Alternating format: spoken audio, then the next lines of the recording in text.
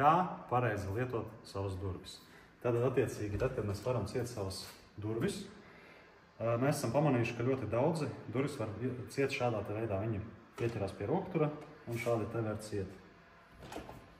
Un šādi nav pareizi lietot savas durvis. Pareizais vēršanas veids ir, vai nu mēs uzliekam roku uz roktura un šādi te vienkārši pievaram ciet.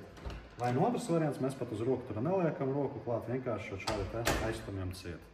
Kādēļ ir nepieciešams lietot savu slēdzeni tieši šādā te veidā, nevis spiežot rokturi? Tas ir tādēļ, kad mēs radam nevajadzīgu papildus slodzi augšējai slēdzenai. Kā tas strādā?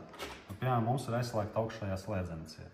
Tad, kad mēs nospiežam rokturi, parādās šāda te lufte, un attiecīgi tad, kad mēs šādā te veidā viņas varam ciet, ļoti bieži viņas neaizvarās līdz galam ciet. Un pie šādas te luftes tas rada papildus slēdzenes augšējiem rīģeļiem, nevajadzīgu fiksēšanos, attiecīgi atspiešanos pret rāmi, un rīģeļiem kļūst grūtāk strādāt. Un attiecīgi viņa augšējās slēdzenes darbība tiek traucēta, un viņa ātrāk laika gaitā beigs darboties.